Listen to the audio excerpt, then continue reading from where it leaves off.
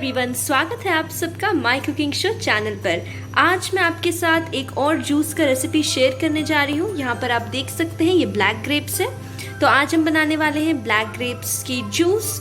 और यहाँ पर हम ले रहे हैं ब्लैक ग्रेप्स, यहाँ पे है शुगर। अगर आप चाहें तो इसे स्किप भी कर सकते हैं। आप एक्स्ट्रा अगर मीठा डालना चाहते हैं तो आप डालिए, अगर नहीं डालना तो आप इसे स्किप कर सकते हैं। और यहाँ पर हम ले रहे हैं ब्लैक सॉल्ट। तो चलिए स्टार्ट करते हैं इसका जूस बनाना।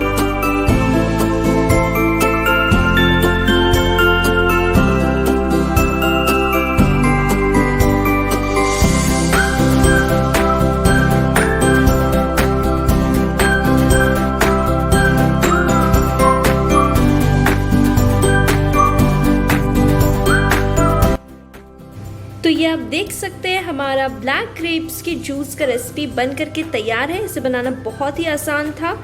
और अगर आपको ये वीडियो अच्छा लगा, इसका रेसिपी अच्छा लगा, तो हमारे चैनल को ज़रूर सब्सक्राइब कर दीजिएगा।